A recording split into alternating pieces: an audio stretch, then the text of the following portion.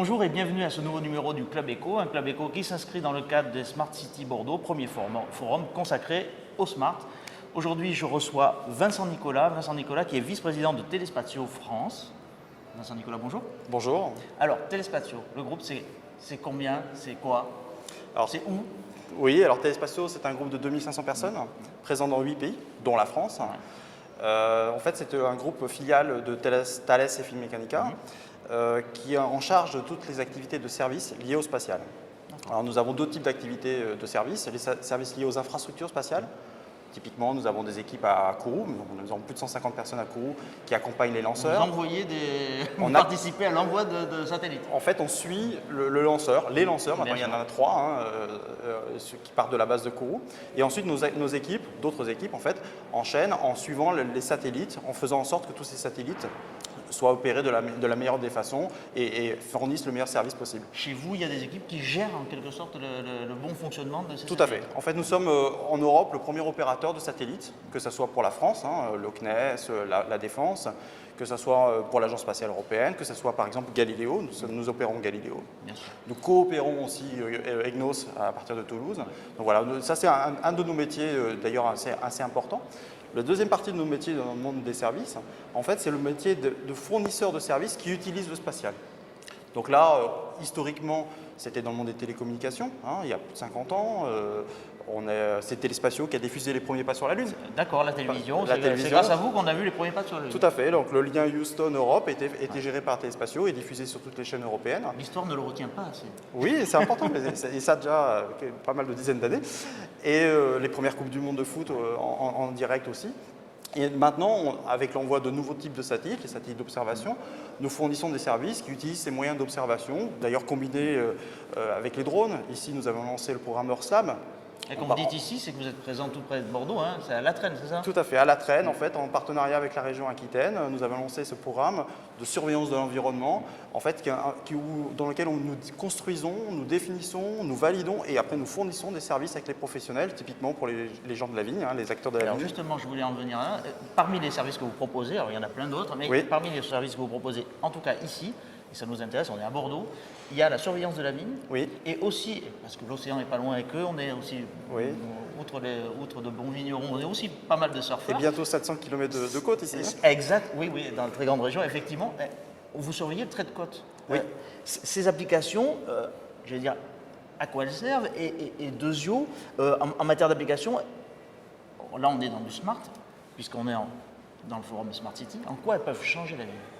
Alors, pour répondre à votre question sur les surveillances du trait de côte, on est en train d'avoir un gros problème lié au climat d'érosion des côtes. Tout à fait, on a vu ça, oui. Donc nos satellites, nos drones et tous les moyens et tous les traitements que nous mettons en place permettent de surveiller l'accélération, combien on recule, etc. Exactement. Là, tout à fait dernièrement, nous avons mené une campagne d'acquisition en plein traitement pour voir ce que ça donne, suite aux grandes marées, pour comprendre comment tout ça a atteint ou accéléré cette érosion. Pour revenir... Pour la vigne, en fait, de meilleur traitement, de meilleure gestion. Meilleure gestion, faire en sorte qu'en fait on puisse mieux gérer la qualité des raisins en fonction du développement de végétatif, et mieux gérer aussi l'apport en engrais, c'est-à-dire plutôt que mettre la même dose partout dans la parcelle, mettre la dose adéquate en fonction du développement végétatif, là encore. Donc voilà, c'est typiquement, et tout ça de façon complètement automatique. On n'a pas besoin d'être un expert, on génère une carte. On peut rentrer dans le GPS typiquement du tracteur et de façon automatique, les machines livrent les engrais. Bon, Vincent Nicolas, on vient de parler de la vigne, du trait de côte. La ville. La ville, puisqu'on est dans la ville. Mobile in City, on peut en parler? Bien sûr. Je n'ai pas dévoilé de secret. Mobile in City, c'est quoi exactement? On peut en parler, non, tout à fait. Alors, en fait, si vous voulez, la ville utilise déjà les moyens satellitaires, que ce soit en télécommunication, que ce soit la météo, les citoyens utilisent tous les jours les moyens satellitaires. Le GPS. Le GPS est smartphone, nous sommes des GPS sur Voilà, que ce soit dans les voitures ou dans les smartphones, en fait, le GPS est d'ailleurs devenu un nom commun, alors que c'est une solution satellitaire. Américaine. On va bientôt avoir Galileo, on peut en être fier. Ça y est, dernièrement encore des satellites ont été lancés. Ça commence à être bien lancé. Donc d'ici quelques mois, on va avoir de plus en plus de satellites et pouvoir avoir un service de plus en plus opérationnel. Alors, Mobile in City, c'est quoi? En fait, le problème de la mobilité de la Smart City, justement, c'est un problème de mobilité, c'est de gérer les flux. Alors c'est un des problèmes, je ne vais pas dire qu'on règle tous les problèmes, mais notamment il faut gérer toute cette base de données d'informations et pouvoir référencer, géoréférencer, positionner ces informations, gérer les flux. Or aujourd'hui, quand on regarde la performance de localisation dans la ville, on se rend compte qu'elle est très discontinue. Ouais. C'est caché. Dans les smartphones, on ne le voit pas, mais c'est caché. Après, il y a des zones où on n'a pas du tout de localisation, que ce soit dans les parkings, dans les métros, etc. Donc tous ces problèmes-là font que, dans le cadre de Mobile City, nous lançons un programme qui est à la fois une plateforme de service et à la fois un partenariat. Alors cette plateforme de service, le principe, c'est de fournir la localisation comme on fournit un service de l'eau ou un service de télécommunication. Donc c'est partout dans la ville être capable de fournir la localisation. C'est un service public finalement de la localisation. On aimerait bien. En tout cas, on discute dans ces termes-là avec les collectivités. Et la deuxième justement, c'est comme c'est un service, comme c'est une approche qui n'est pas une approche industrielle où on veut imposer une solution, mais on veut construire une solution, on veut construire un standard. On veut faire en sorte que cette solution-là elle soit réplicable dans toutes les villes de France et d'Europe en particulier, avec l'arrivée de Galileo. Donc l'idée, c'est de construire cette solution avec des partenaires des collectivités les services de transport, les services de bus, les gestionnaires de parking, etc. pour qu'au finalement, on réponde bien à des besoins et non pas qu'on impose une solution. Le calendrier de déploiement de Mobile City, alors c'est quoi? On peut en dire deux mots. Oui. Je crois savoir que vous cherchez des villes tests.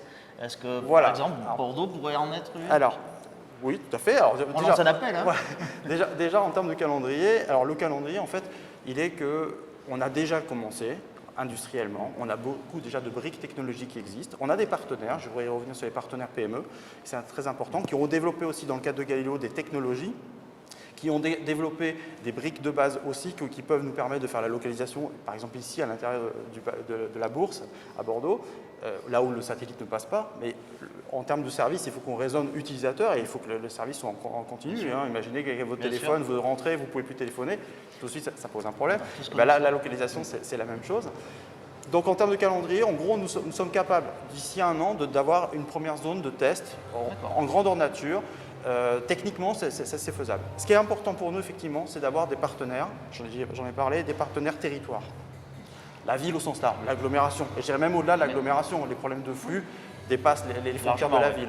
Donc l'idée, c'est de pouvoir faire tout ça en partenariat pour bien construire cette copie, entre guillemets, cette solution, et après de pouvoir la déployer dans notre ville. Donc nous sommes en négociation avec la ville de Toulouse, en particulier avec la région Midi-Pyrénées, mais en fait nous réfléchissons à avoir un partenariat plus large, qui nous permettrait d'avoir plusieurs villes en même temps et qui nous permettrait par exemple de faire, je ne sais pas, le sud-ouest, 3 grandes villes du sud-ouest, imaginez Bordeaux, Toulouse, Montpellier, voilà, typiquement. Ça a du sens ? Ça a en plus un sens local et qui nous permettrait aussi de valider et d'exporter cette solution en Europe et voire même partout dans le monde.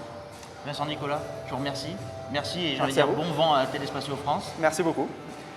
Il ne me reste plus qu'à vous donner rendez-vous au prochain Club Éco de la Tribune Objectif Aquitaine. À bientôt.